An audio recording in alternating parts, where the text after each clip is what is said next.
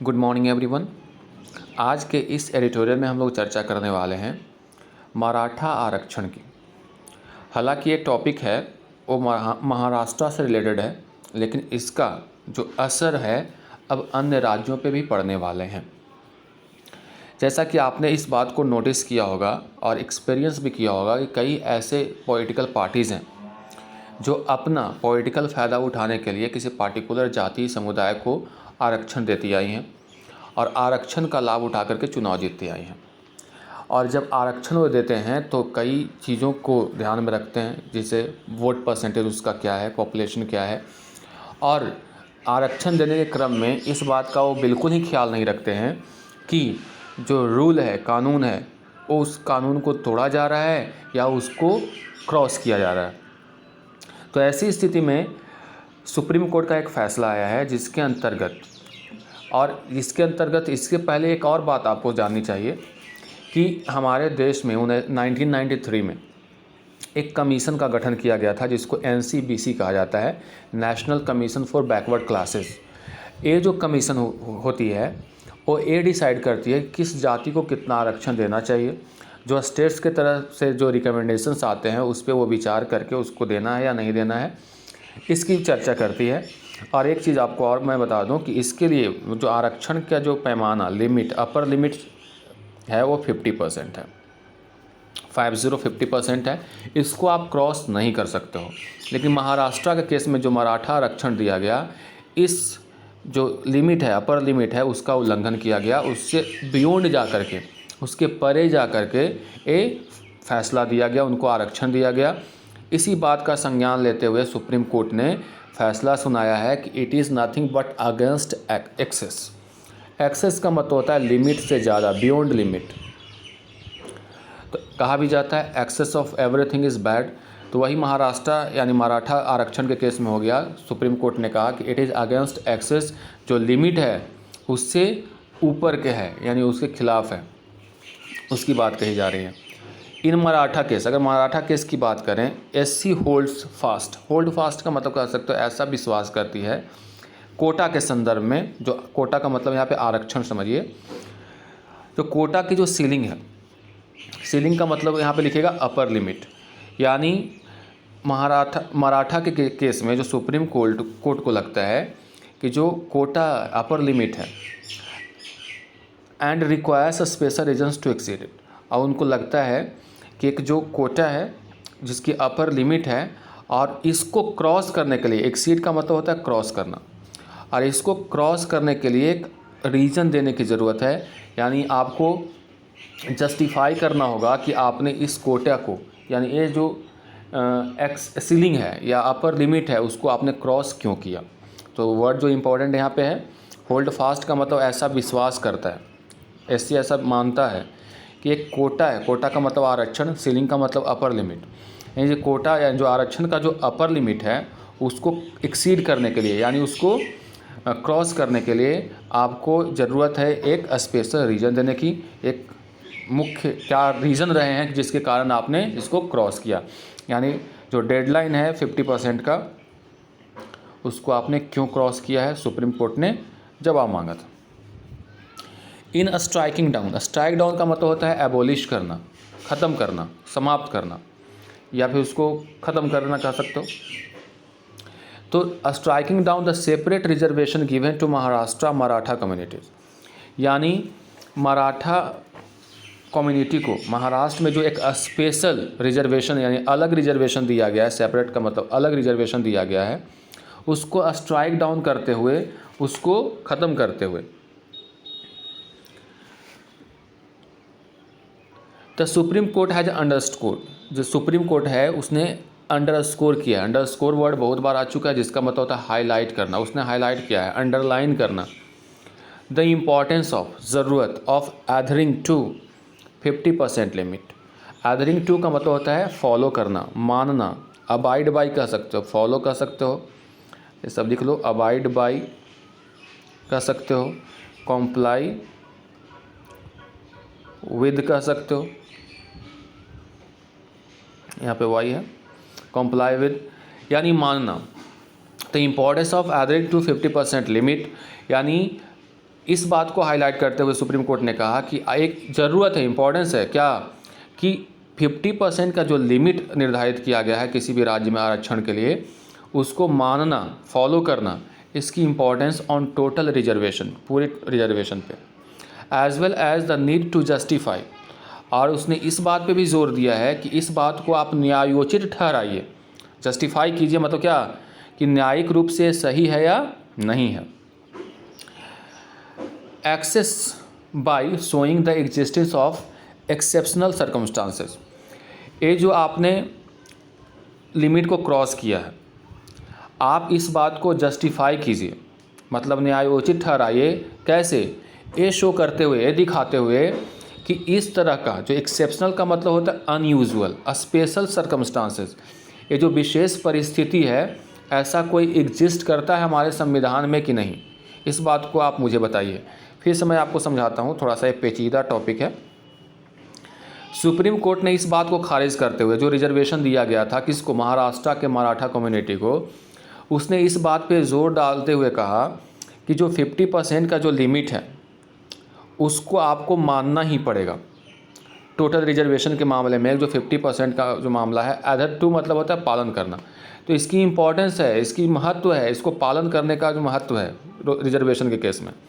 और साथ ही साथ उसने ये भी कहा कि नीड टू जस्टिफाई, अगर इस लिमिट को आप क्रॉस करते हैं तो आप जस्टिफाई कीजिए, न्यायोचित ठहराइए कि ऐसा एग्जिस्टेंस है, ऐसा कोई प्रावधान है जो एक्सेप्शनल सर्कमस्टांसेस, किसी विशेष परिस्थिति में आपको प्रदान किया जाता है। इस बात को मुझे समझाइए।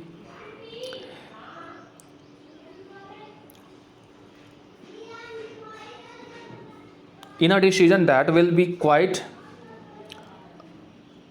Unpalatable to main stream parties, in a decision, इस डिसीजन में, that will be quite unpalatable, unpalatable का मतलब होता है unpleasant, to main stream parties, एक ऐसा डिसीजन है जो कि होगा बिल्कुल unpleasant to main stream parties, जो मुख्य धारा की पार्टीज़ हैं उनके लिए ये बिल्कुल ही क्या होगा, अनप्लीजेंट होगा। यानी जो पार्टी इसका फ़ायदा उठा रही थी मराठा आरक्षण के नाम पे, उनके लिए बहुत ही ज़्यादा अनप्लीजेंट फैसला है जो कि उनके हक में नहीं है।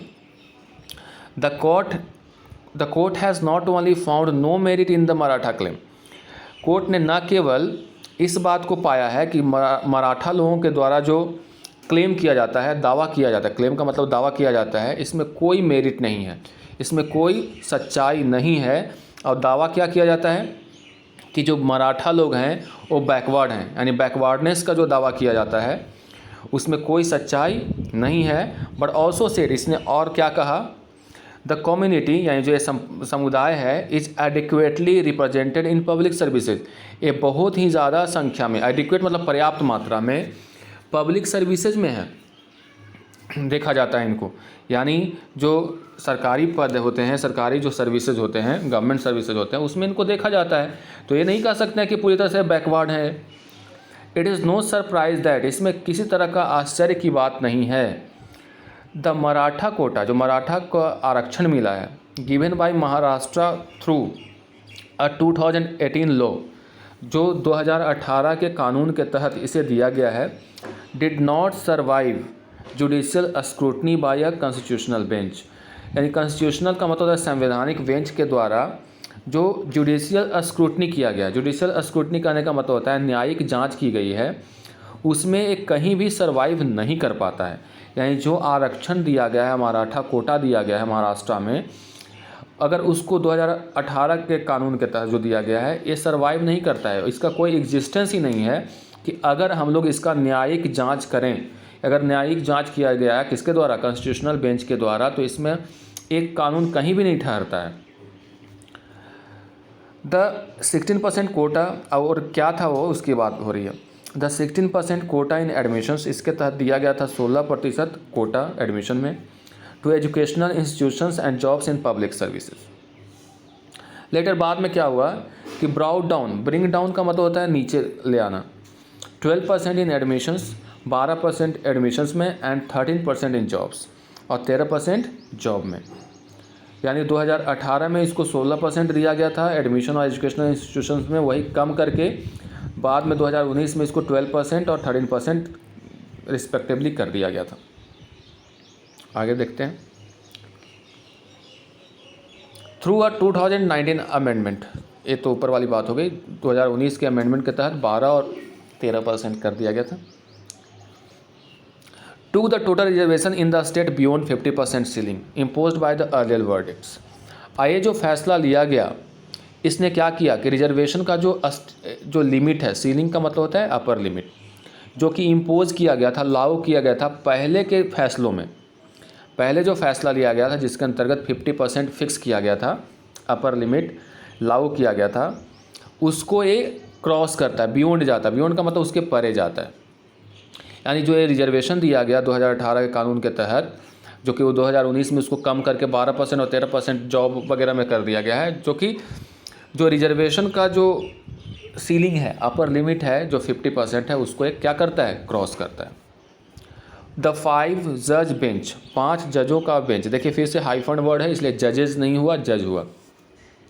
बेंच हैज़ हेल्ड दैट, जो 5 जजों का जो बेंच है उसने पाया that the state has not shown, state ने नहीं दिखाया any exceptional circumstances to justify exceeding the limit. उसने पाया कि जो राज्य है उसने किसी तरह का स्पेशल परिस्थिति का हवाला नहीं दिया, अगर है भी ऐसा तो उसको जस्टिफाई नहीं किया, यानी उसको न्यायोचित नहीं ठहरा पाया। एक्सीडिंग द लिमिट, जो उसने लिमिट को एक्सीड किया है उसके लिए इसने एक कोई स्पेशल रीज़न नहीं दे पाया और इसको जस्टिफाई यानी न्यायोचित नहीं ठहरा पाया।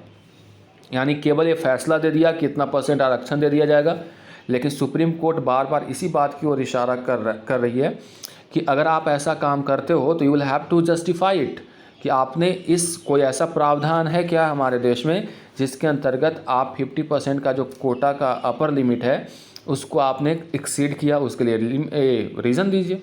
लेकिन राज्य सरकार कोई भी रीज़न देने में कामयाब नहीं हो पाई। आगे बढ़ते हैं। The Bombay high court had upheld करना का मतलब यहाँ पर कन्फर्म करना, the validity of the Maratha reservation in principle. जो बॉम्बे हाई कोर्ट था उसने मराठा में जो रिजर्वेशन दी गई थी, मराठा लोगों को रिजर्वेशन दी गई थी, उसके वैलिडिटी को एक सैद्धांतिक रूप से कन्फर्म कर दिया था। बट रूल्ड दैट, और फैसला क्या दिया था, द लॉ जो कानून है could not have fix the percentage above what was recommended by the state backward class commission headed by MG Gaikwad. लेकिन उसने ये भी कहा था कि जो रिकमेंडेशन, जो सिफारिश आई है किसके द्वारा, स्टेट बैकवर्ड क्लासेस कमीशन, बताया था कि एक SBCC जो एक कमीशन है, स्टेट का अलग है और राज्य देश का एक होता है NCBC। यहाँ पे state backward class commission headed by MC Gaikwad के द्वारा जो फैसला दिया गया था, उसने कहा था, सिफारिश की थी, जो परसेंटेज फिक्स किया गया है उससे ऊपर नहीं जाना चाहिए। यानी हाई कोर्ट ने क्या कहा कि जो प्रिंसिपल, अगर हम लोग सैद्धांतिक रूप से देखें तो मराठा रिजर्वेशन की जो वैलिडिटी है उसको एक कन्फर्म करता है, बॉम्बे कोर्ट उसके पक्ष में बोला। लेकिन फैसला ये दिया कि जो कानून है could not have fix the percentage, ये जो कानून है उसमें परसेंटेज फिक्स नहीं करना चाहिए, percentage above what was recommended by the state backward class commission headed by MG Gaekwad.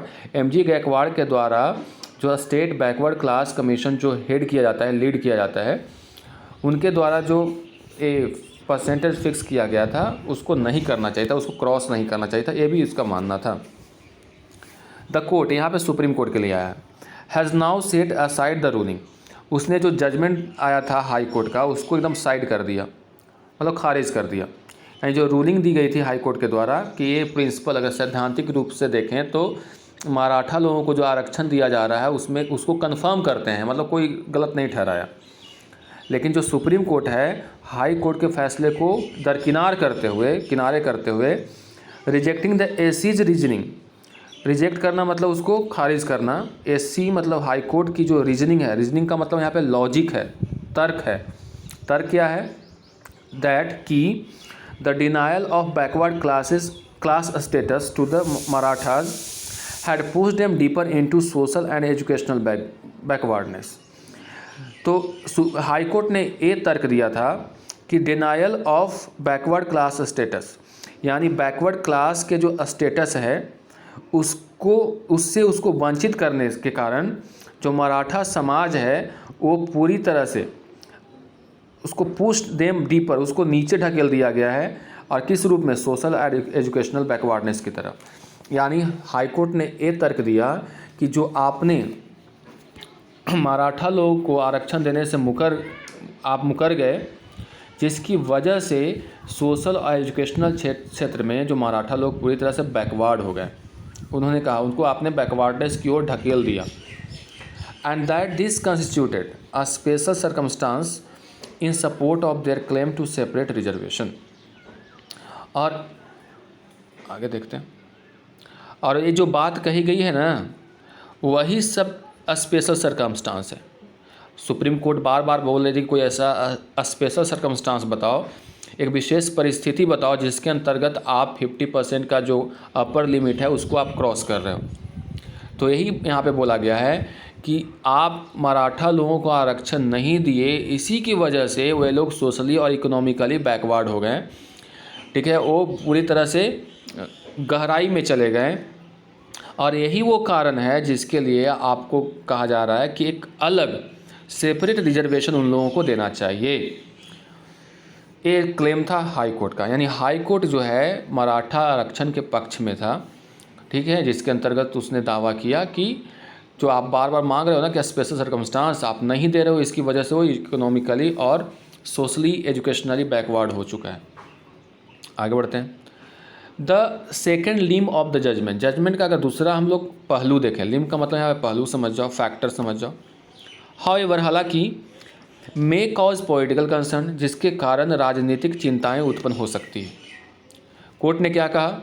The courts categorical refusal, पूरी तरह से रिफ्यूज़ कर गया। रिफ्यूज़ल का मतलब उसको खारिज कर दिया। टू रिकन्सिडर, उस पर पुनः विचार करने का। किस पे? द 50% लिमिट, 50% का जो लिमिट है।